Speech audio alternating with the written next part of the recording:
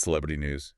It's like, it's almost magnetic, right? Yeah. You know what I mean? Yeah, absolutely. It's hard to look away. It's like sometimes it's fascinating, right? Sometimes it's a little addictive. Yeah. And sometimes it's just dark. And it really hits hard when it's, something like a tragedy, like the news about Dawn and Andrew Searle. Right. The parents of Callum Kerr, the actor, found dead in France, potentially murder, suicide. Yeah, those are always the hardest ones to wrap your head around. Right. Because they're so senseless. Yeah. And there's so much mystery surrounding them. Right. So you've got a list of some pretty notable cases, and instead of getting caught up in all of the sensationalism and the headlines, we're going to really deep dive into the complexities of these murder-suicides, figure out what the factors at play are, and hopefully shed some light on some of the bigger issues Sounds good. involved here. Let's unpack this a little bit, starting with Chris Benoit. Now, he was a wrestler, WWE, and this was back in 2007 when he killed his wife, Nancy, their son, Daniel, and then himself. And it was just so shocking because, he was beloved by so many fans. Right. I mean, this was a guy that people really thought they knew. Yeah. And to have this happen, it was devastating. And then, to add to the mystery, you've got the whole thing with the Bibles being found near the bodies. Right. That's bizarre. What could lead someone to such a horrific act, right? Well, for a long time, it really did seem like there was no explanation. But the investigation did reveal a possible explanation, and that was CTE. CTE. Okay, so Chronic traumatic encephalopathy. And that's a degenerative brain disease that you find in people who have had repeated head trauma. Often from contact sports, so, like boxing and football. Okay, so like concussions? Exactly. Yeah, concussions. And in Benoit's case, his brain showed really severe damage. And it was similar to what you'd see in an Alzheimer's patient, likely from years of these concussions in the ring. So are you saying that the violence could have been because of the damage to his brain? That's the prevailing theory. CTE can actually cause some really, concerning behavioral issues, impulsive behavior, aggression, even dementia. Wow. And the Benoit case, I think more than anything, really brought CTE in athletes to the forefront. Right. All of a sudden people started asking all these questions about, the long-term consequences of these repeated head injuries, especially in these violent sports. Yeah. It's almost like they're superhuman, these athletes, right? Yeah. But they're still vulnerable. Absolutely. They're still human. And I think it highlights the need for just better awareness, prevention, and treatment of brain injuries in sports. Yeah, absolutely. So let's move on to another case, this one involving Edwin Valero. He was a boxer. Right. And in 2010, he stabbed his wife, Carolina, to death. And later on, he hanged himself in his jail cell. Yeah, and unlike Benoit, this wasn't so much mystery, sadly, because he had a history of domestic abuse, mental health struggles. He even had a restraining order against him just weeks before the murder-suicide. It's hard to think about how, the signs were right there, all the warnings. Yeah, and it really makes you think about how important it is to address domestic violence early on. Right. I mean, intervention and support can really be so crucial in breaking that cycle of abuse. Yeah. Makes you wonder if anything could have been done differently. Right. What kind of support could have been there to prevent it? And then, we see kind of a similar pattern with Steve McNair, who was an NFL quarterback.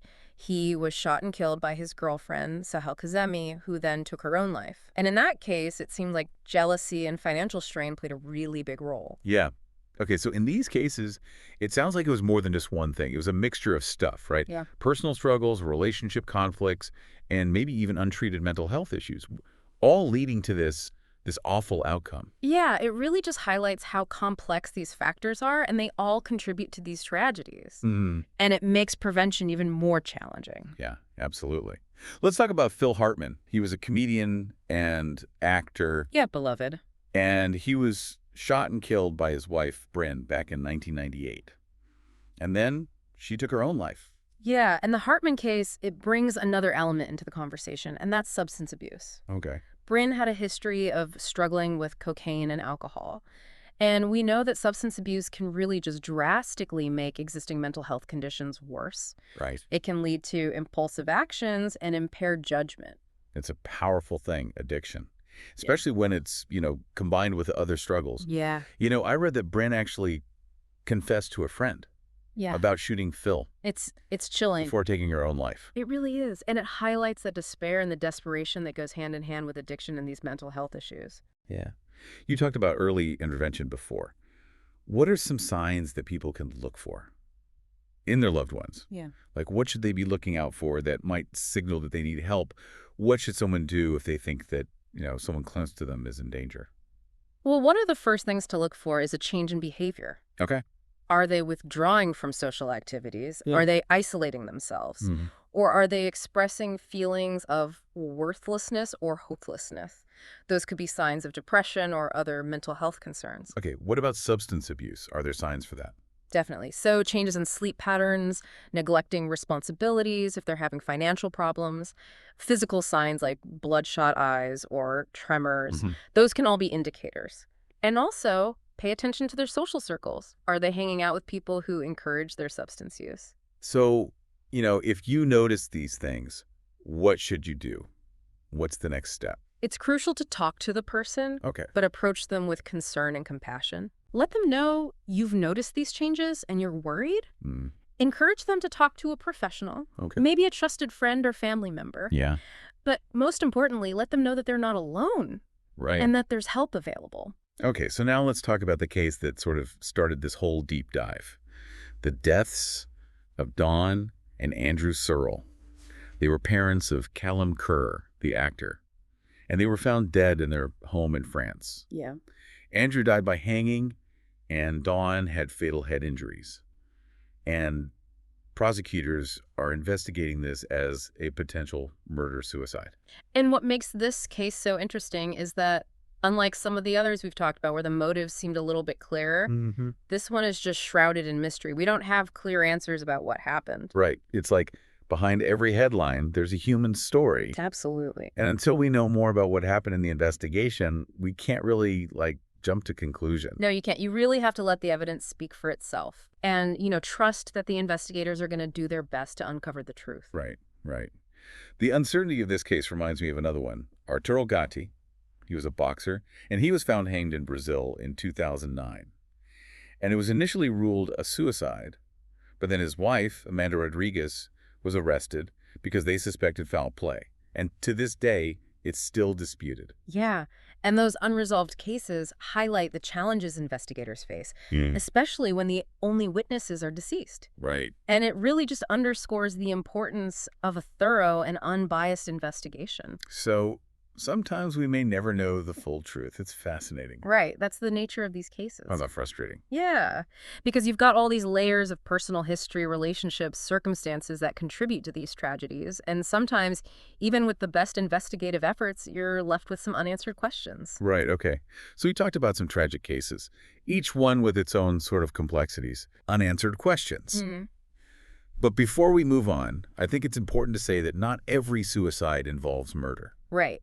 Absolutely. There are countless cases where individuals take their own lives without harming anyone else. Right. And those reasons can be just as complex and multifaceted as the ones we've been talking about. Yeah. A couple that come to mind are Jeremy Giambi. He was a Major League Baseball player. Right. And John Friedrich. He was an Australian fraudster, I think. Yeah. And their deaths, they weren't murder-suicides. Right. But they do highlight the devastating impact of mental health struggles. Absolutely. It's like they're reminders that even people who seem to have it all can be struggling. It can happen to anyone. And it really brings us back to how important awareness and support are. Yeah. We need to keep breaking down the stigma surrounding mental health. Yeah. And create an environment where people feel like they can reach out for help. Yeah. Before they hit that crisis point. It's about creating a culture where we're empathetic and understanding. Absolutely. That mental health is just as important as physical health. Exactly. We need to be having these conversations. We need to be educating ourselves and each other about the signs of mental distress, offering support to those who might be struggling. It could make all the difference. Okay. Well said. Let's take a short break, and when we come back, we'll continue this deep dive, exploring some of the potential takeaways and resources for those who might need support. It really is striking, as we kind of go deeper into these cases, it's clear that these celebrity murder-suicides, as tragic as they are, they offer a glimpse into some pretty disturbing societal trends that go way beyond, fame and fortune. Right. It's like we're looking in a mirror and it's showing us these things we don't really want to see. Like, what kind of patterns are you seeing that we should, everyone listening should pay attention to? Well, one of the biggest things that keeps coming up is this whole idea of untreated mental illness. Right. And while we can't, diagnose anyone after they've passed away, in a lot of these cases, there were some pretty clear signs of depression, anxiety, addiction, other mental health challenges that maybe, weren't addressed. It's like people think if you're successful, if you're rich and famous, somehow you're immune to all this, but clearly that's not true. Yeah, no, that's a dangerous myth. Yeah. Money and fame can't protect you from mental illness. Right. And in fact, a lot of times the pressures of celebrity, they just make it worse. Yeah. And it can really create this perfect storm for tragedy. And like you said before, it's not just one thing, right? It's a whole mix of stuff. It's a combination. Personal problems, relationships, mental health stuff. Yeah, exactly. Like take the Phil Hartman case, for instance. Substance abuse was definitely a part of it. But there was also the stress of their marriage, the demands of his career, and probably some underlying mental health conditions. Right. That all kind of played into this terrible outcome. It's easy to just label someone as a monster. Right. And just move on. Yeah. But it's so much more complicated than that. Absolutely. And that's where the media, they don't help. Right. Because they sensationalize these stories. And all the headlines, they grab your attention. Right. But they don't really get into, the root causes. You know what I mean? Yeah. How do we change that? How do we get people talking about these issues? Well, I think one of the most important things is to foster this culture where we can talk openly about mental health. Okay. We got to get rid of the stigma that's associated with getting help, you know? Make it clear that it's okay to not be okay. Right, right. It's about letting people know that, they have a safe space to ask for help if they need it. Exactly, without being judged or shamed. Right, exactly. And it's not just about people taking care of their own mental health. I think we need to see, bigger changes, too. Systemically. Oh, absolutely. We need better access to mental health services, more funding for research, educational programs that teach people how to spot the warning signs and how to intervene early. Okay. It's interesting thinking about these cases. Yeah. What about fame itself? Does that contribute to these tragedies? I think it'd be naive to say that it doesn't. Right. The constant scrutiny, no privacy, the pressure to always look a certain way, it takes a toll. It must be really hard to have people always watching you. Yeah, it's like living in a fishbowl, Yeah. Everybody's watching your every move, judging everything you do, and it can get really isolating. And for some people, that isolation is unbearable, and they might turn to drugs or alcohol to cope, or pull away from healthy relationships, which just makes things worse. Right, like a vicious cycle. It can be, yeah. And it's a reminder that even the people who seem to have it all, they can be really struggling inside. Right, yeah. So going back to what we were talking about before, if we want to prevent these things from happening, both, for celebrities and for everyone, we need to make mental health a priority. Absolutely. For everyone. It needs to be normalized to ask for help, whether it's therapy, medication, support groups, even just talking to a friend or a family member. Yeah, for sure. And we also need to be better at addressing these bigger issues, right? Yeah. Like poverty, inequality, making sure people have access to good health care. Absolutely. Those things make a difference, right? They do. Those societal factors really shape how people's lives turn out. You can't just focus on individual solutions. You have to address the root of the problem. Okay, so we've talked about mental health. Let's talk about domestic violence. It's come up in a lot of these cases. Yeah. What's its role, and how do we deal with it effectively? Well, domestic violence, unfortunately, it's everywhere, and it often goes unreported. A lot of these cases we've discussed, there was a history of abuse, but people ignored the warning signs. Yeah. It's sad to think that maybe some of this could have been avoided. Yeah, Absolutely. We need to be able to spot the signs of abuse, Right. both physical and emotional. Right. We need to create safe places for victims to come forward and get help and hold abusers accountable for their actions. Yeah, and this needs a big effort, right? It does, yeah. Not just individual people, but society as a whole, right? Absolutely. Like how we view relationships, how we protect victims. We need tougher laws, Right. better enforcement. We need a justice system that takes domestic violence seriously. And we need to challenge those ideas about masculinity that lead to violence against women. It's a tough issue, and it has deep roots. It does. But we have to talk about it. Okay, so before we wrap up this part, I want to go back to the Searle case, the one we started with. Right. Where do you think the investigation might go? It's hard to say, it's still going on. But based on what we know, there are a few possibilities. Okay. One is that, Andrew Searle killed his wife and then himself. Okay. Classic murder-suicide. And what would make them think that? Well, the nature of her injuries, especially the head trauma, that's a big clue. They'd also be looking for any history of domestic abuse. Right. Anything that shows Andrew had a motive. Right. Maybe a suicide note or something like that. Okay, but you said there are other possibilities, right? Yeah, there's another scenario, though it's less common. It could be that Don Searle was the aggressor. Oh, wow. And Andrew, maybe in self-defense, ended up taking both their lives. That's a tough one to think about. It is. It doesn't happen as often, but it does happen. So investigators would be looking for things like defensive wounds on Andrew, anything that shows Dawn was under a lot of stress, maybe had mental health problems, or even a history of violence herself. So they're looking for clues, like a puzzle, to figure out what happened. Exactly, trying to put the pieces together. But sometimes, even after all that, you still don't have all the answers. Right. These cases aren't always simple. No, they're not. So it's important not to guess or make assumptions before we know everything. Exactly. We have to let the investigators do their job. Right. And not let public opinion or speculation get in the way. Okay. Yeah. So while we're waiting to hear more about the Searle case, what can we do, as individuals, to address these big issues? Well, I think the most important thing is to remember that we all have a part to play in making the world a safer, more compassionate place.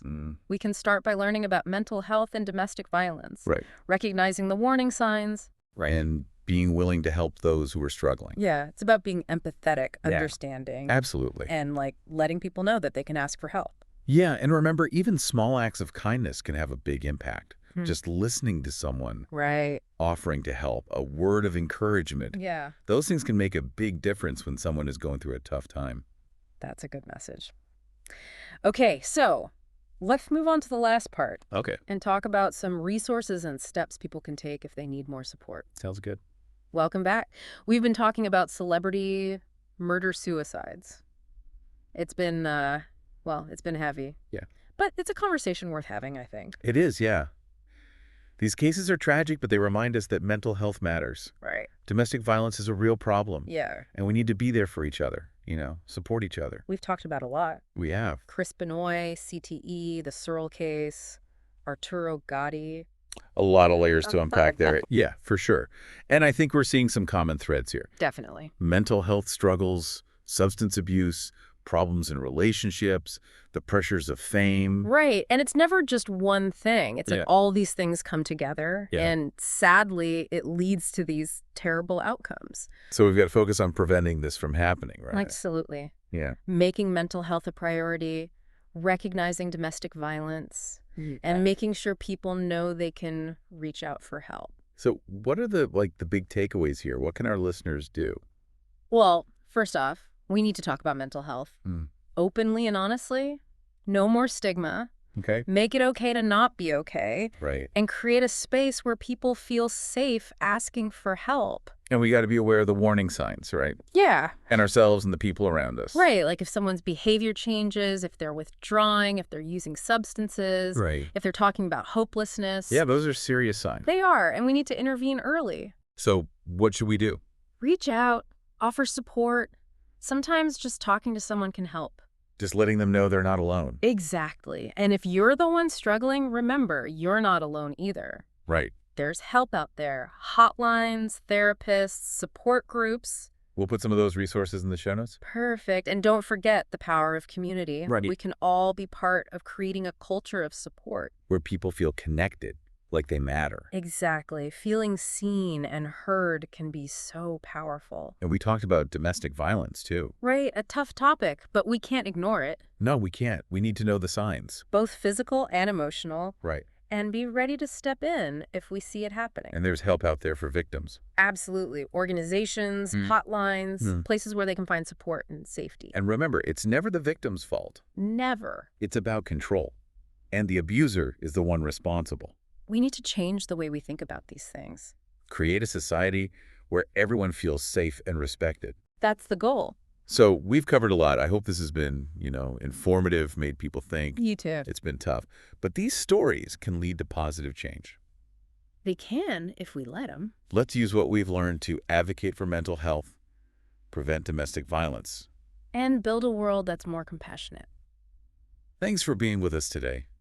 Remember, there's always hope, and help is out there. Take care of yourselves and each other.